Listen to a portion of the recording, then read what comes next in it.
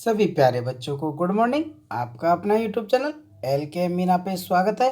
तो प्यारे बच्चों, आज की वर्कशीट हमारी शिक्षा निदेशालय की तरफ से दी जाने वाली वर्कशीट नंबर 21, उसी की हम चर्चा करेंगे। विषय हमारा सामाजिक विज्ञान और जो पाठ है पाठ 5, जब जनता बगावत करती है, तो उसी की हम इसमें चर्चा करेंगे।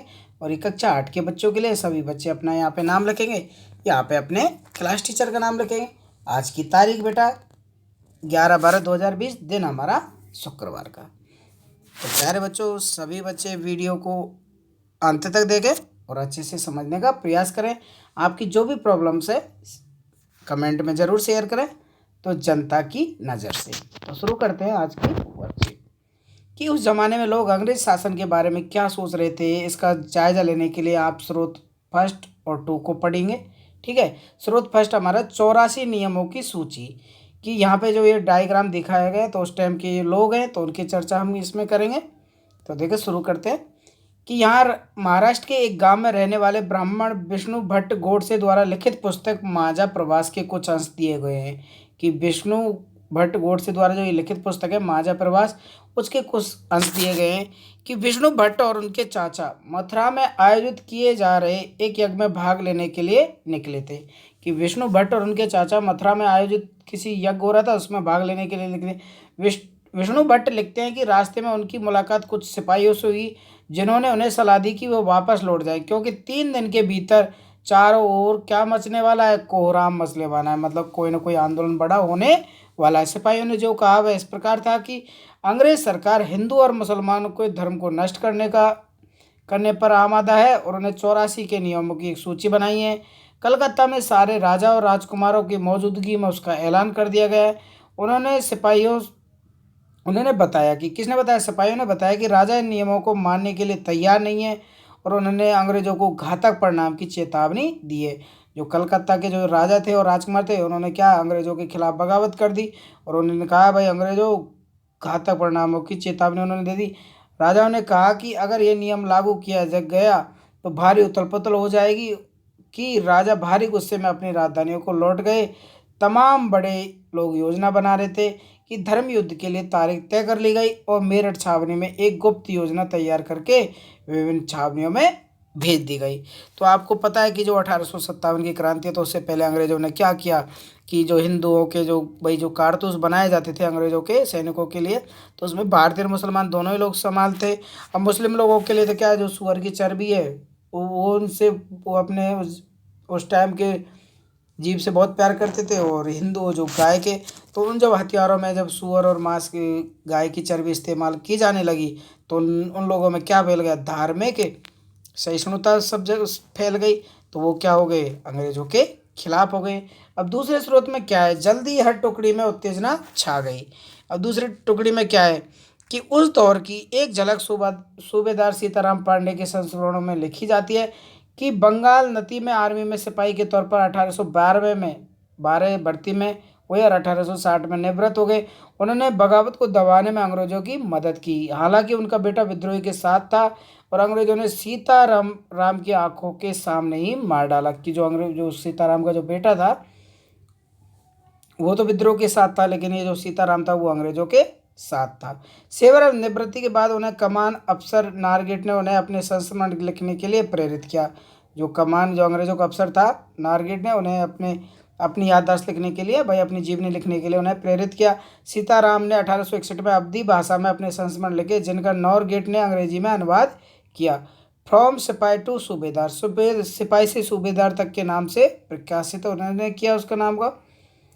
सीताराम पांडे के संस्मरण में एक अंश का इस प्रकार भी है, मेरा मानना है कि अवध पर हुए कब्जे से सिपाहियों के भीतर गहरा अविश्वासघात हो गया था, और वे सरकार के खिलाफ साजिशें रचने लगे।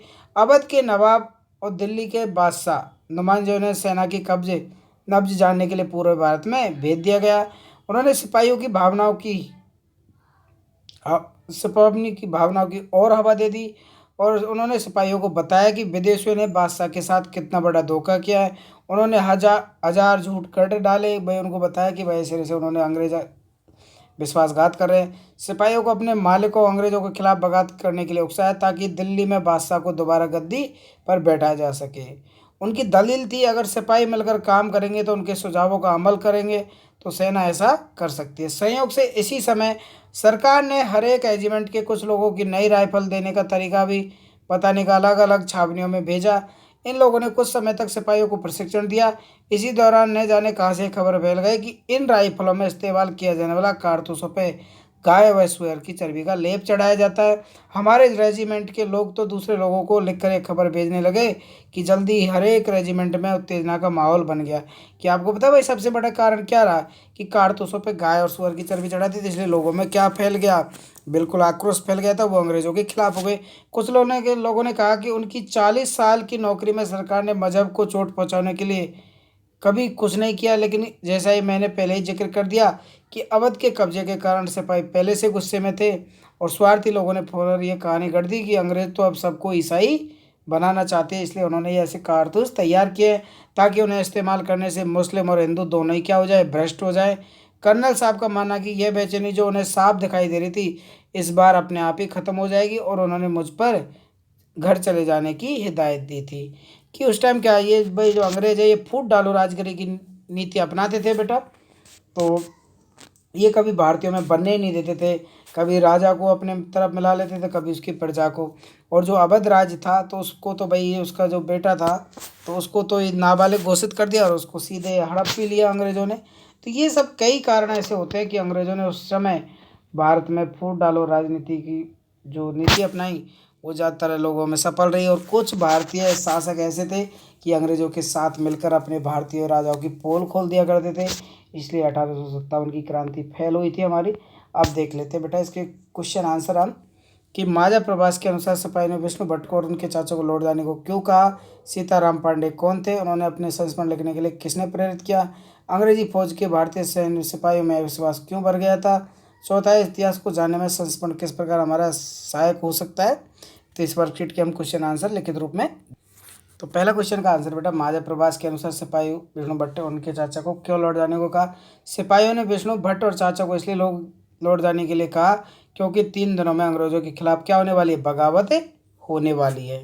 ओके बेटा ये हमारे पहले क्वेश्चन का आंसर।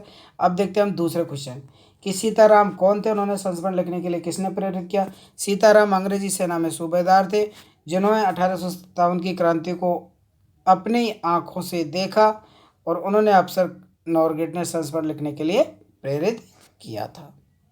अब तीसरा क्वेश्चन था अंग्रेजी फौज के भारतीय सेना में अनिवास क्यों बढ़ गया। क्योंकि भारतीय सिपाही मुगल बादशाह के जो साथ दुर्व्यवहार किया गया उसके अफवाह से आहत थे।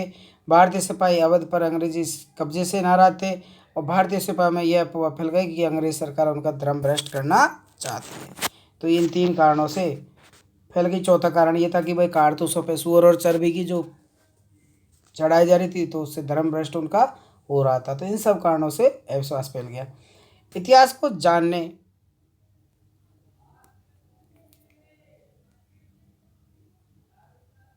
जानने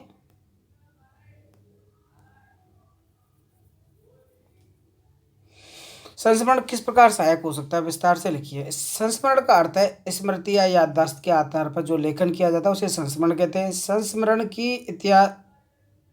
भी इतिहास को जानने में महत्वपूर्ण होता है क्योंकि जिन लोगों ने उन घटनाओं को प्रत्यक्ष रूप से देखा या महसूस किया हो वो इसका जीवंत वर्णन करते हैं। यह एक विश्वसनीय स्रोत होता है। तो बेटा आपके वर्कशीट के क्वेश्चन आंसर कंप्लीट होते हैं। तो सभी बच्चे से सामाजिक विज्ञान की कॉपी में अच्छे से करेंगे और अपने टीचर से चेक करवाएंगे। ठीक है बेटा ये चारों क्वेश्चनों में कोई सा भी क्वेश्चन आपको एग्जाम में आ सकता है कि भाई अंग्रेज फौज की भारतीय सिपाही में विश्वास क्यों फैल गया था और भाई सीताराम पांडे कौन थे, उन्होंने संस्मरण लिखने के लिए किसने प्रेरित किया। ये 2 क्वेश्चन बहुत महत्वपूर्ण है इस वर्कशीट में। तो सभी बच्चे इनको याद भी कर लें और वीडियो को लाइक शेयर सब्सक्राइब जरूर करें चैनल को। Thank you.